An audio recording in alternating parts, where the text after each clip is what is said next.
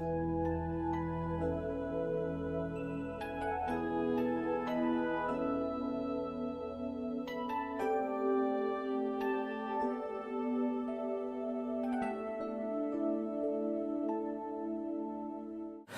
오늘 우리가 요한계시록 16장 말씀을 우리가 같이 읽었습니다.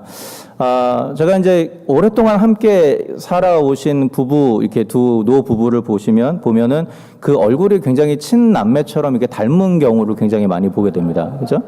왜 이렇게 좋아하세요? 싫으세요? 예. 굉장히, 예, 그런 경우가 많아요. 우리 홍 장로님 부부도 그렇게 보시면 굉장히 닮았다라는 느낌이 들고, 제가 사역을 하다 보니까 어르신들을 보면 항상 그 닮은 꼴의 얼굴을 보게 됩니다. 근데 이제 어디선가 제가 굉장히 흥미로운 이야기를 들었어요. 누군가 글을 적었는데, 왜 이렇게 부부가, 나이 들어서 닮느냐, 이런 식으로 분석을 했더라고요.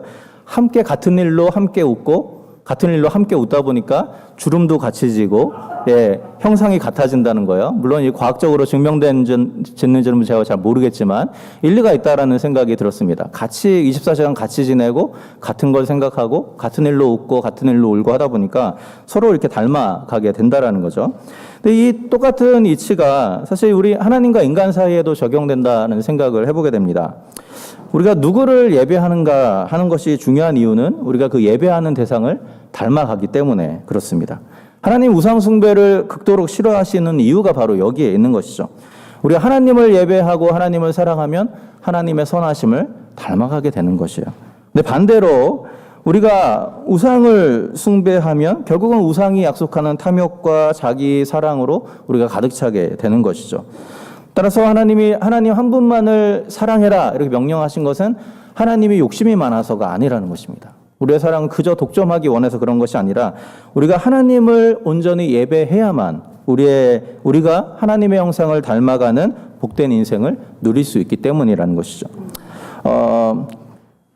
반대로 우리가 하나님 아닌 다른 어떤 것을 예배하며 살아간다면 결국은 마지막 그날에 우리가 예배하던 그 대상과 함께 심판에 이를 수밖에 없는 것이죠. 오늘 우리가 읽은 본문에서도 이처럼 누구를 예배하느냐에 따라서 달라지게 될 인간의 운명에 대해서 말씀을 하고 있습니다. 우리 지난주에 15장을 봤는데 15장의 마지막 부분에 보면 이 대접 심판이 하늘 증거 장막의 성전이 열리면서 시작이 되는 장면이 나옵니다. 그래서 그 증거 장막의 성전에는 하나님이 계시죠.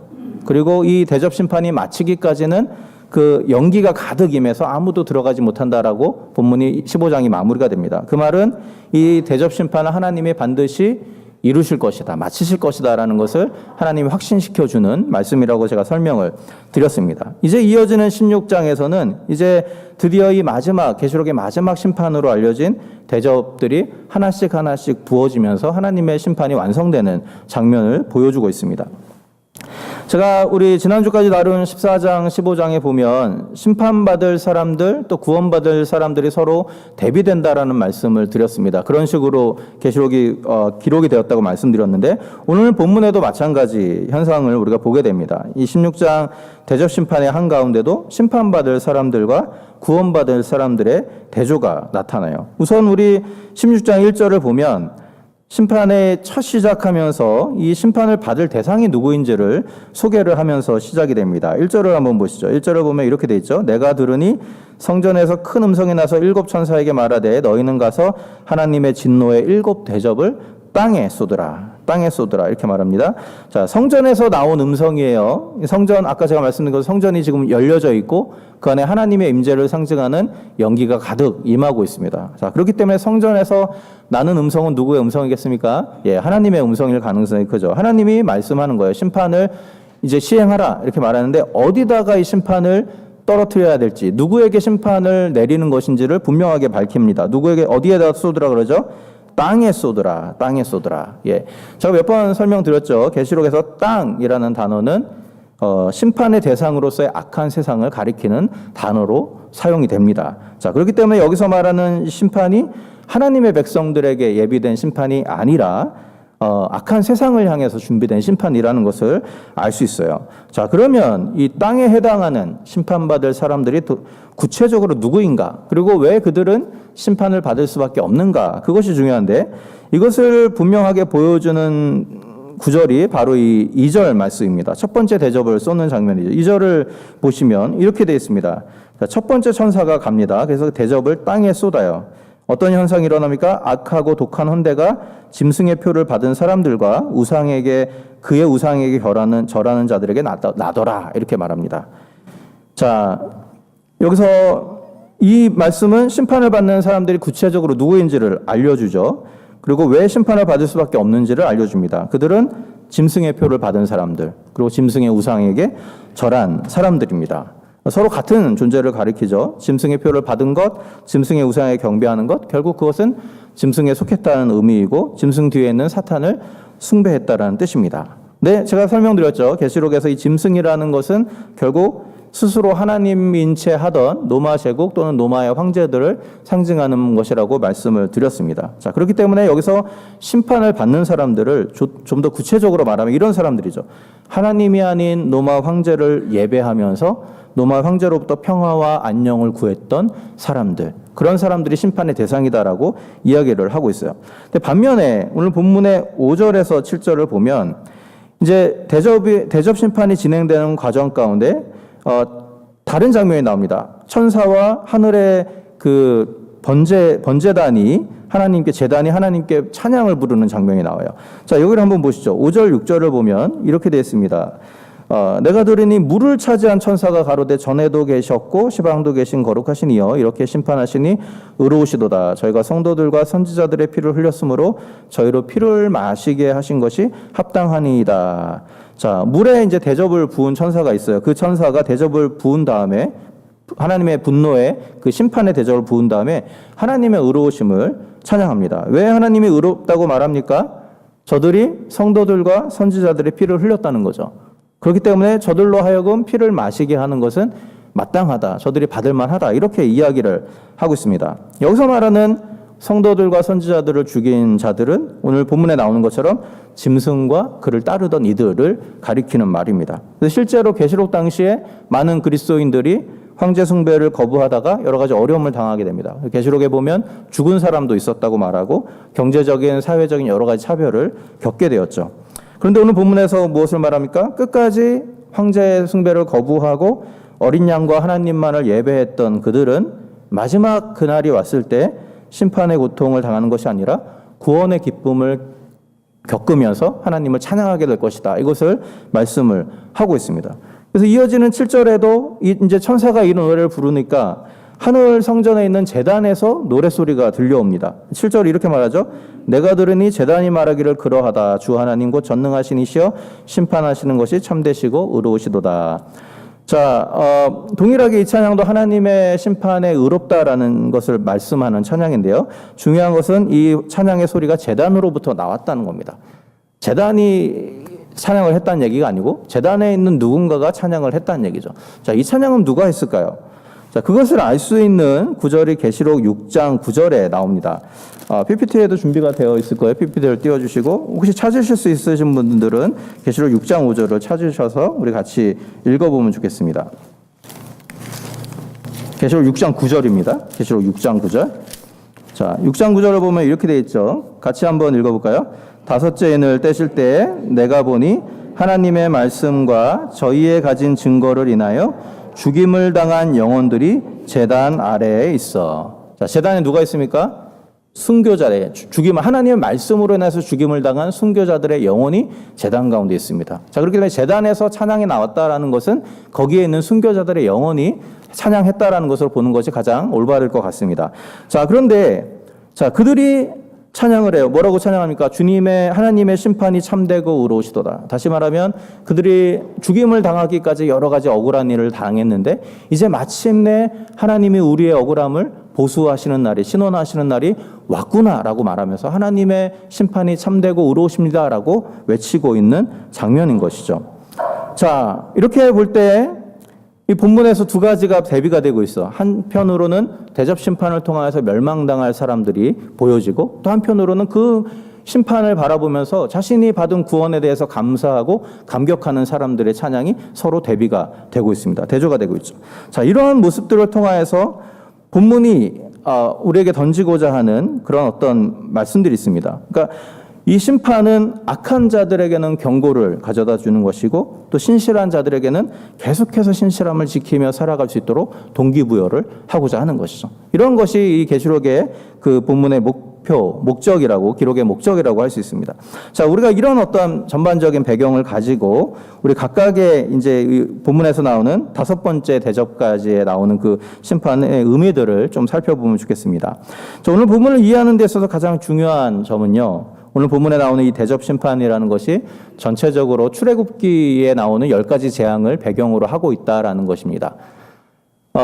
굉장히 똑같은 부분도 있고 다른 부분도 있어요. 근데 이게 차이점과 유사점을 통해서 이 본문이 계시록의 이 심판을 통해 우리에게 전달하고자 하는 메시지가 있습니다. 그래서 우리가 이것을 좀 살펴보면 좋겠는데요. 우선 자, 오늘 본문에 보시죠. 16장을 보면 16장 2절에 보면 첫째 대접을 썼습니다. 그러니까 짐승의 표를 받은 사람들에게 악하고 독한 헌대가 생깁니다. 종기라는 말이에요. 원래 헌대라는 말, 종기라는 말인데 이것이 애굽의 10가지 재앙 중에 6번째 나오는 독종이라는 것과 똑같은 현상입니다. 자, 그 독종, 헌대 다 종기라는 말이에요. 그래서 출애굽에서는 하나님을 대적하는 애굽 사람들에게 이 종기가 났고 오늘 본문에는 짐승을 따르는 자들, 짐승의 우상에게 경배하는 자들에게 이 종기가 난 것이죠. 똑같은 배경을 하고 있습니다. 자, 그리고 바다와 강이 오늘 피로 변하는 심판이 나오죠. 2절에서 3절에서는 그 바다가 피로 변하고 4절에서는 셋째 대접에서는 강과 물건원이 피로 변합니다. 자, 이것도 우리가 많이 봤죠. 예, 그 출애굽기에 나오는 그 애굽에서의 첫 번째 재앙이 나일강을 피로 바꾸는 그 재앙입니다. 그것과 굉장히 동일한 배경을 가지고 있죠. 또 5째 대접을 짐승의 보좌에 쏟으니까 오늘 본문에 보면은 그의 짐승의 나라가 어두워졌다라고 이야기를 하고 있습니다. 10절에 나오죠. 5째 대접을 짐승의 보좌에 쏟으니까 그 나라가 어두워졌다. 이것도 마찬가지로 애굽의 9번째 재앙, 흑암, 어두움의 재앙이 애굽에 임한 그 사건과 굉장히 동일한 배경을 가지고 있습니다. 자, 그런데 다른 점도 꽤 있습니다. 다른 점. 자, 우선 이 대접 심판에서는 애굽의 10재앙에 나오지 않는 몇 가지 재앙들이 추가가 되어 있어요. 자, 애굽에서 물이 피로 변한 것은 나일강이었습니다. 그죠? 근데 오늘 본문에 나오는 대접 심판에는 강만이 아니라 바다까지도 다 피로 변했다라고 이야기를 하고 있어요. 그리고 애굽에서는 나일강의 물고기만 죽은 것으로 나와 있습니다. 근데 오늘 본문에서는 바다에 사는 모든 생명체가 죽었다. 이렇게 좀 달라지고 있죠. 그리고 넷째 대접을 쏟을 때 해가 권세를 받아서 불로 사람을 태우는데 이런 장면은 애굽의 10가지 재앙에는 나오지 않습니다. 해가 불로 되는 이런 것들은 나오지 않습니다. 또 출애굽기의 흑암 재앙은 모세가 손을 하늘로 딱 드니까 해가 어두워지는 그런 재앙이에요. 그래서 이제 애굽 전역이 어두워지고 유대인들이 살던 지역은 어둡지 않았다라고 되어 있거든요. 근데 오늘 본문에 나오는 5번째 대접 심판에서는 대접을 짐승의 보좌에 쏟습니다. 그러니까 짐승의 보좌에 쏟으니까 짐승의 나라가 어두워졌다라고 했어요. 약간 달라집니다. 자, 이러한 이 차이점, 비슷한 점 속에 계시록이 말하는 이 의미, 대접 심판의 의미가 담겨져 있는데요. 우선 대접에서 오늘 본문에서 강만이 아니라 바다까지도 피로 변하게 되었습니다. 근데 이것은 사실은 계시록 당시에 이 바다가 가지고 있었던 중요한 역할 때문에 그렇습니다. 계시록은 로마 제국을 대상으로 쓰여진 것이죠. 로마 제국 아래에 살던 사람들을 대상으로 쓰여졌습니다. 그래서 로마에 대한 내용이 굉장히 많이 나오는데요. 바다라는 것이 사실 당시 로마 제국이 누렸던 이 경제력과 군사력의 일종의 원천이 되는 곳이 바로 바다였습니다. 바다를 통하여서 온 세계로부터 무역 배들이 막 들어옵니다. 상선들이 들어와요. 그것을 통하여서 온 세계의 부와 어떤 그 돈이 모여드는 곳이 바로 로마가 되었죠. 그 바다를 통하여서 군대를 파송하고 이 바닷길을 통하여서 세상을 정복하고 세계를 정복했던 것이 바로 로마 제국이었습니다. 그래서 로마 제국의 사람들이 썼던 글들을 보면 그들이 바다를 정복했다는 것을 굉장히 뿌듯하게 생각하고 굉장히 강조하는 글들을 볼 수 있습니다. 자, 그런데 오늘 본문에 보면 바로 그 바다가 피로 변해버리고 그 안에 살아가는 모든 것들이 죽었다라고 말하고 있습니다. 결국 여기서 말하는 이 바다라는 것, 이런 것들을 당시의 배경을 생각해 보면 문자 그대로의 바다를 이야기한다기보다는 로마가 자랑하는 경제력, 군사력, 그들의 권력, 그들의 어떤 뽐내는 모든 것들을 하나님이 심판하시는 것으로 보는 것이 훨씬 더 합리적인 것이죠. 뿐만 아니라 오늘 본문의 16장 3절을 보시면 대접을 받아야 했었는데 바다 가운데 죽은 자의 피 같은 그 피가 됩니다. 그리고서 바다 가운데 모든 생물이 죽었다 이렇게 나와 있어요. 모든 생물이 죽더라. 원래 모든 생물로 번역된 이 구절을 원래 직역을 하면요. 모든 살아있는 영혼 이렇게 됩니다. 모든 살아있는 영혼. 영혼이라는 단어 여러분 아마 아실 텐데 푸시케라는 단어인데 여기서 이제 사이칼러지라는 단어가 나왔죠. 그래서 인간의 영혼, 인간의 심리 뭐 이런 것들을 말하는 단어인데요. 이 푸시케라는 단어가 계시록의 오늘 16장을 제외하고 다른 곳에서 사용될 때는 거의 다 예외 없이 인간의 영혼을 가리키는 단어로 사용되었습니다. 한 번을 빼고는 다 인간의 영혼을 가리키는 단어로 사용이 된 것이죠. 자, 그렇기 때문에 여기서 말하는 바다에 사는 모든 생물이라는 말로 의역을 할 수도 있지만 이것을 그대로 직역해서 바다에 사는 모든 영혼들이 죽었다라고도 우리가 말할 수 있다는 겁니다. 자, 그렇다고 생각을 하면 이것을 우리가 상징적인 의미로 받아들일 수 있다는 얘기입니다. 아까 바다라는 것이 물리적인 바다라기보다는 상징적인 의미가 강하다고 말씀드렸는데 마찬가지로 여기서 말하는 바다에 사는 모든 영혼들이라는 것은 결국 노마가 누리던 풍요의 바다를 통해서 이익을 얻던 사람들, 유익을 얻던 사람들, 그 사람들이 결국 노마와 함께 멸망한다라는 것을 우리 뜻한다고 볼 수 있는 것이죠. 물론 이 계시록을 문자적으로 이해하는 분들은 이 본문을 우리 장차 일어날 어떤 환경 오염이라든지 바다로 인한 지구의 멸망 뭐 이런 것들을 많이 그렇게 이해하려는 경향들을 많이 보입니다. 그런데 오늘 우리가 이제 봤던 이런 배경들을 살펴볼 때 본문이 말하는 이 심판이라는 것은 결국은 하나님께서 노마가 자랑하던 부와 권력을 무너뜨리는 것으로 보는 것이 훨씬 더 자연스럽겠습니다. 그래서 본문에서 심판의 대상으로 여러 가지가 언급되죠. 강이라든지 바다라든지 태양이라는 것은 사실은 다 우리 생존에 필요한 어떤 것들입니다. 우리가 풍성하고 풍요로운 삶을 살기 위해서는 바다도 필요하고 강도 필요하고 태양이 필요한 거죠. 거기에 의존해서 살아가죠. 그런데 하나님이 그것을 다 치신다는 겁니다. 다 심판하신다는 겁니다. 자, 왜 심판하십니까? 결국은 당시가 그 모든 것들을 의지하여서 부와 권력이 하나님처럼 숭배를 받고 있었던 시기였기 때문에 그렇습니다. 그래서 이 심판을 통해서 하나님이 말씀하고자 하는 것은 누가 진정한 통치자인가 이것을 보여주겠다라고 말씀을 하고 있는 것이죠. 자, 오늘 이 어둠을 가져오는 다섯 번째 대접 심판도 동일한 관점에서 우리가 이해할 수 있겠는데요. 우리 말씀드린 것처럼 이 애굽에서 10가지 재앙이 일어날 때 마지막 장자 죽음 바로 직전이 9번째가 이제 흑암의 그 재앙이지 않습니까? 근데 우리 한번 생각해 볼 필요가 있습니다. 왜 하나님이 굳이 이 애굽 땅에서 태양을 어둡게 하는 재앙을 내리셨는가라는 것이요. 왜 하나님이 굳이 그런 재앙을 내리셨는가? 거기에 아주 중요한 이유가 있습니다. 애굽이라는 곳은 태양을 가장 위대한 신으로 섬기던 그런 나라였습니다. 태양이 신이었어요. 그래서 그 신을 라라는 이름으로 불렀는데 라라고 여겨지는 그 신이 그 자신들의 가장 가장 높은 신이었습니다. 그리고 파라오는 누구라고 생각했죠? 태양신의 아들로서 그 태양신이 성육신한 존재가 바로 파라오였다라고 그렇게 생각을 했죠. 그래서 이 애굽의 그 이집트의 왕 파라오도 신적인 존재로 추앙을 받았던 것입니다. 그런데 하나님이 무엇을 치시죠? 태양을 치시는 겁니다. 태양을 어둡게 만들어 버리는 겁니다. 자, 그것을 통해서 하나님이 던지는 메시지가 무엇입니까? 하나님이 태양이 너희를 다스리는 것이 아니라 태양을 지으신 하나님이 너희를 다스린다라는 것이죠. 너희가 섬기는 태양신은 하나의 피조물에 불과할 뿐이다. 하나님이 명령하면 하나님 앞에 복종할 존재밖에는 안 된다라는 것을 말씀을 하고 있는 것입니다. 사실 애굽에서 나온 10가지 재앙들을 하나하나 살펴보면 대부분 다 그들이 신적인 존재로 추앙하던 것들이었습니다. 뭐 개구리라든지 뭐 이런 모든 것들이 그들이 그런 형상을 만들어 놓고 그 앞에 절하던 것들이었어요. 근데 그걸 하나님이 하나씩 치시면서 말씀하시는 거죠. 누가 진정한 통치자인가? 누가 진정한 다스리는 자인가? 이것을 알려주시는 겁니다.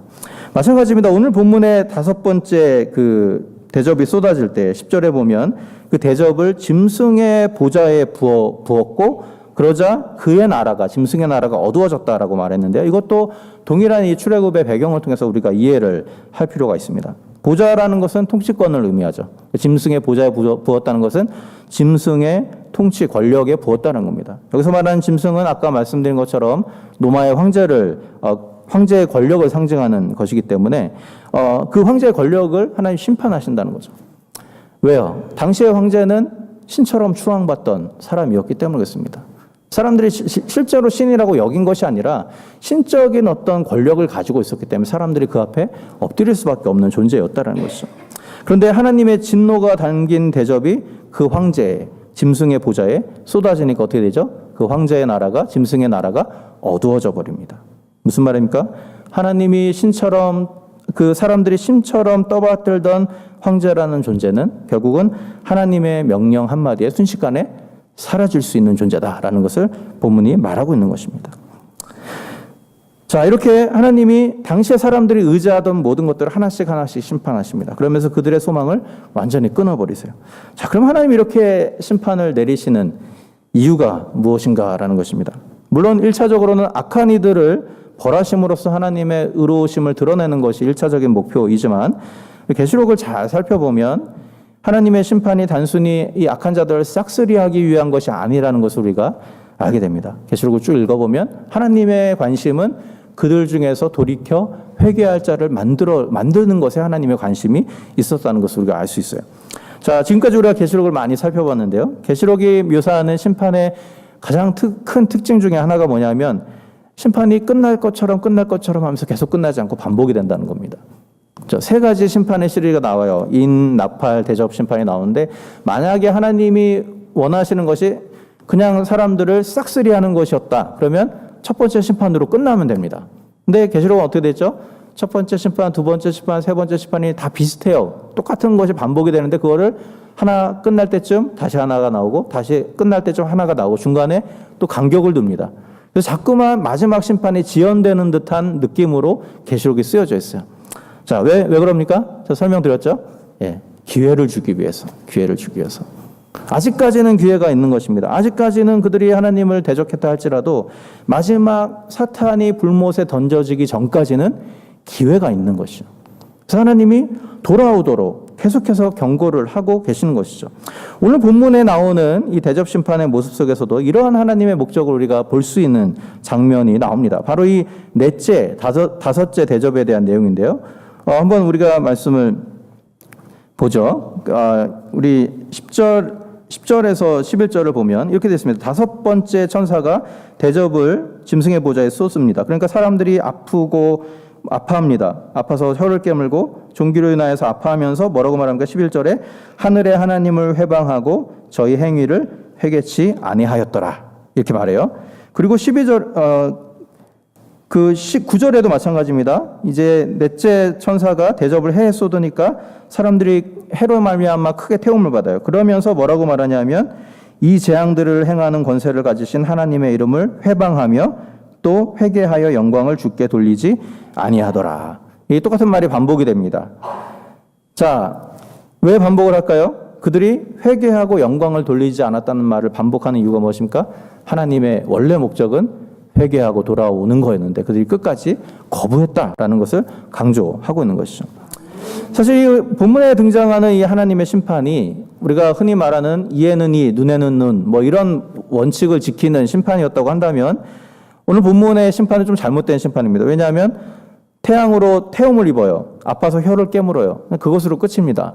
어디에도 하나님이 그들을 죽였다라고 말하지 않는다는 것이죠. 그들은 성도들과 선지자들의 피를 흘린 살인자들입니다. 그래서 이에는 이, 눈에는 눈으로 하면 그들을 죽여야 마땅한데 오늘 본문에 보면 계속 죽이진 않고 고통이 계속 반복이 되는 것으로 나와 있습니다. 왜요? 마지막으로 기회를 주는 것이죠. 그럼에도 불구하고 그들이 끝까지 돌이켜 회개하지 않습니다. 회개하지 않은 것으로 그친 것이 아니라 심지어 오늘 본문에 보면 하나님의 이름을 회방했다. 이렇게 말해요. 회방하다는 말은 원래는 신성모독하다라는 뜻입니다. 블레스피미라는 단어, 헬라어 단어인데요. 뭐 영어도 똑같은 말이 있잖아요. 신성을 모독하다라는 뜻입니다. 쉽게 말하면 하나님을 향해서 온갖 독설과 조롱을 내뱉었다라고 이야기를 하고 있습니다. 자, 본문에는 이 하나님을 회방했다라는 말을 이렇게 이야기하는데 참 여기서 좀 궁금해집니다. 왜 이들이 그렇게까지 하나님에 대해서 마음을 닫게 된 것일까? 그렇죠? 노마 황제가 심판을 당하고 자신들이 의지했던 모든 것에 심판을 당하는 상황 속에서도 끝까지 하나님의 그 심판을 주시는 하나님을 두려워하고 돌아오지 않고 끝까지 왜 하나님을 회방했는가라는 것을 우리가 질문해 볼 수 있습니다. 자, 이 질문에 대한 대답은 바로 그들이 하나님의 이름을 회방했다라는 말 속에서 우리가 찾을 수 있습니다. 자, 요한계시록에서 이 회방하다라는 말이 사용된 용례를 찾아보면요, 모두 이 사탄이나 또는 어떤 짐승의 모습을 묘사할 때 사용이 됩니다. 그래서 한번 PPT를 띄워주시고 여러분들 한번 말씀을 한번 같이 보면 좋겠습니다. 계시록 13장 1절에 보면 짐승의 모습을 표현할 때 이 단어가 쓰입니다. 이렇게 돼 있어요. 바다에서 한 짐승이 나오는데 뿔이 10개고 머리가 7입니다. 뿔에는 10면류관이 있고 머리들에는 참남된 이름이 있더라. 여기 참남되다라는 말이 신성모독하는 이런 똑같은 단어입니다. 신성모독하는 이름들이 있다. 13장 6절에도 마찬가지입니다. 짐승이 입을 벌려서 하나님을 향하여 회방하고 그의 이름과 그의 장막 곧 하늘에 거하는 자들을 회방하더라. 이 단어도 똑같은 단어예요. 신성모독하다. 이렇게 단어고. 그다음에 17장 3절에 보면 이제 음녀 바벨론, 노마를 상징하는데요. 그가 붉은빛 짐승을 탑니다. 근데 그 붉은빛 짐승의 몸에 참남된 이름들이 가득하다. 이것도 마찬가지로 신성모독하는 이런 의미를 가지고 있습니다. 자, 무슨 얘기입니까? 사탄, 짐승은 이제 사단을 의미하는 건데 이 사단의 본질은 뭐냐? 하나님을 신성모독하는 게 사단의 본질이라는 것이죠. 하나님을 모욕하고 하나님 앞에 절대로 굴복하지 않고 하나님을 끝까지 모욕하는 것이 사단의 본질이에요. 그런데 흥미롭게도 이러한 사탄의 행동을 짐승의 표를 받고 짐승을 경배하는 자들도 똑같이 따라하고 있습니다. 왜 그렇습니까? 인간은 자신이 예배하는 대상을 닮아가게 되어 있기 때문에 그렇다는 거죠. 누구를 예배하느냐에 따라서 우리의 삶의 모습이 결정된다는 것입니다. 사실 계시록이 쓰여진 당시에 소아시아 사람들 중에 어느 누구도 내가 사탄을 경배하고 있다 생각한 사람은 없었을 거예요. 그렇죠? 그렇게 생각하지 않았습니다. 그들은 다만 황제에게 잘 보이고 싶었을 뿐입니다. 그렇죠? 그래서 황제에게 최대한 황제를 존중해서 자기들이 원하는 물질의 풍요와 어떤 그 안정, 어떤 전쟁이 없는 안전한 삶을 그들이 원했던 것이죠. 그들이 정말 황제가 살아있는 신이라고 생각했던 것은 아닙니다. 다만 당시에는 황제가 그 모든 것들을 줄 수 있는 유일한 존재였기 때문에 황제를 절제적으로 의존하고 신뢰를 했던 것이죠. 그래서 엄밀히 말하면 그들이 숭배했던 것은 황제가 아니라 잘 살아보고자 하는 욕망이었던 것이죠. 좀 더 잘 살아보고자 하는 자신의 욕망을 숭배했던 겁니다. 그런데 계시록은 뭐라고 말하죠? 자기를 보존하려고 하는 이러한 욕망이 결국은 사탄이 사용한 도구다 이렇게 이야기를 합니다. 사탄이 이 도구를 사용해서 황제를 의존하고 숭배하게 만들었고 결국 그것은 황제의 뒤에서 모든 것을 조정하는 사탄을 숭배하는 결과를 가져왔다라고 말씀을 하는 것이죠. 자, 그렇기 때문에 이들은 자기도 알지 못하는 사이에 사탄을 숭배하는 자가 되었고 자기도 알지 못하는 사이에 자기가 숭배하는 사탄을 모방하고 따라가고 있는 것입니다. 그리고 결국은 사탄과 함께 불못에 던져지는 최후를 맞이하게 될 것이다. 본문이 이야기를 하고 있는 것이죠. 이런 이유 때문에 내가 무엇을 예배하는가 하는 것이 결국 우리의 마지막을 결정하게 되어 있습니다. 하나님을 예배하는 자는 하나님을 닮아가기에 구원에 이르게 되지만 짐승을 예배하는 자들은 결국은 사탄을 닮아가기에 심판에 이르고 만다라는 것이죠. 이 말씀, 이 2000년 전 소아시아 지역의 교회들에게 보내진 이 대접 심판의 메시지가 오늘 우리의 삶에 주는 교훈이 무엇인가를 좀 생각을 해보기를 원합니다. 간단하게 두 가지만 좀 말씀을 드리고 마무리를 하면 좋겠는데요. 첫 번째는 이것입니다. 내가 누구를 예배하고 있는가라는 질문은 사실은 종교적인 질문이 아니라 삶의 방식에 관한 질문이라는 사실입니다. 우리 중에 문자 그대로 다른 신을 섬기는 분은 제가 알고 있기로는 없습니다. 그렇죠? 집에 부처상을 놓고 절하는 사람은 없잖아요. 우리 안에 없는 것으로 알고 있습니다. 자, 그렇다면 우리는 그냥 하나님만을 예배하고 주일날 와서 이 기독교식의 예배를 드리니까 우리는 자동적으로 하나님만을 예배하는 자들인가? 그게 아니라는 겁니다. 오늘 계시록의 메시지는 그게 아니라는 거예요. 소아시아 지역의 사람들도 마찬가지로 제가 말씀드린 것처럼 황제를 문자 그대로 신으로 생각하고 절한 것이 아니었어요. 다만 그들은 더 나은 삶을 추구하고 싶어서 황제에게 존경을 표하고 그를 의존했던 것뿐입니다. 그런데 계시록은 바로 그 행위 자체를 우상숭배로, 짐승을 경배하는 것으로, 사탄을 경배하는 것으로 규정하는 것이죠. 왜 그렇습니까? 우상숭배라는 것은 다른 어떤 대상이 내 삶을 책임져 줄 수 있다고 생각하고 거기에 의존하는 것이 바로 우상숭배인 것이죠. 그게 바로 우상숭배인 것입니다. 그들은 황제를 신으로 생각하진 않았지만 실제로 황제가 자신들의 삶과 죽음을 다스릴 권한이 있다라고 믿었어요. 그것을 너무 심하게 믿었기 때문에 하나님이 그것을 싫어함에도 불구하고 많은 사람들이 황제 앞에 절하게 된 것이죠. 그것이 바로 성경이 말하는, 계시록이 말하는 우상숭배고 사탄 숭배라는 것입니다. 이처럼 이 예배라는 것이 이 종교적인 것이 아니라 이 삶의 방식에 관한 것이라고 한다면 우리는 얼마든지 하나님을 예배하면서도 하나님 아닌 다른 것들을 또 섬길 수 있는 것이죠. 그렇죠? 어떤 사람에게 그것은 자녀가 될 수도 있고 돈이 될 수도 있고 뭐 여러 가지가 될 수 있습니다. 하나님 앞에서 우리가 끝까지 포기하지 못하고 있는 그 어떤 것, 그것은 결국은 우리의 예배의 대상이 될 수 있다는 것이죠.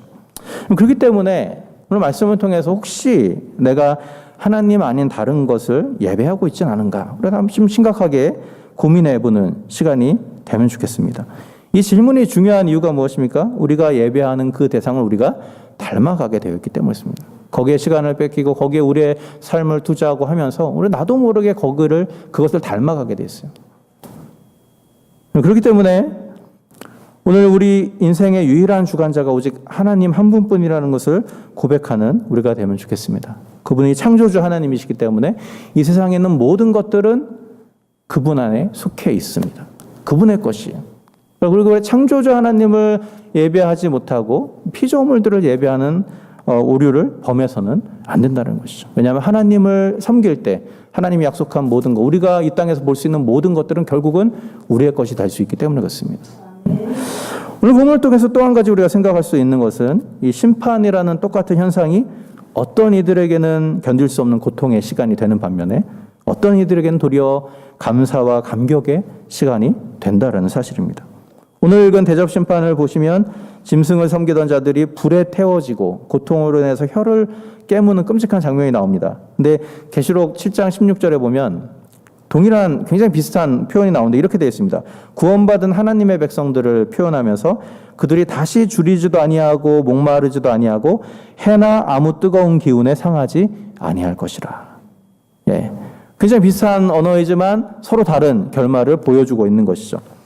이런 서로 다른 결말은 그들이 이 땅에서 어떤 삶을 살았는가에 따라 결정되는 것입니다. 이 땅에서 누구를 경배했는가에 따라 결정되는 것이죠. 편하고 안정된 길을 가기 위해서 타협하면서 살았던 자들, 그들은 비록 이 땅에서 번듯하게 살았을지는 모르지만 결국은 하나님이 예비하신 심판을 받아 영원히 고통 가운데 있을 것이다 말씀하고 있습니다. 반대로 신실함을 지키기 위해서 좁은 길, 죽음의 길로 걸어갔던 자들은 하나님이 예배하신 영원한 나라에서 주님과 더불어 안식을 누리며 이 심판 가운데서 하나님의 구원을 찬양하게 될 것이라고 말씀하는 것이죠. 이 대조적인 그림을 통해서 오늘 본문은 우리에게 또 이 글을 읽는 모든 독자들에게 질문을 던지는 것입니다. 너희들은 어떤 길로 걸어갈 것인가? 라는 것이죠. 여러분, 우리의 남은 인생이 이처럼 우리 다가올 심판의 때를 준비하는 인생이 될 수 있기를 바랍니다. 이 땅에서의 삶은 영원하지 않습니다. 주님이 말씀하신 것처럼 그날이 뭐같이 온다고요?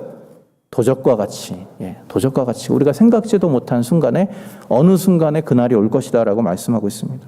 그렇기 때문에 나에게 아직 시간이 주어질 때, 나에게 아직 기회가 주어질 때 주님께로 돌아와야 한다는 것이죠. 주님 앞으로 나와서 주님의 거룩하신 은혜를 입고 구원받은 주의 백성들이 되어야 한다는 것입니다. 그렇게 준비하며 살아갈 때 우리가 마지막 그날 주님을 만날 때 우리가 부끄러워하지 아니하고 담대하게 주님을 만날 수 있게 되는 것이죠. 오늘 여러분의 삶이 이처럼 그날을 준비하는 복된 삶이 될 수 있기를 주님으로 부탁을 드립니다. 우리 같이 기도하겠습니다.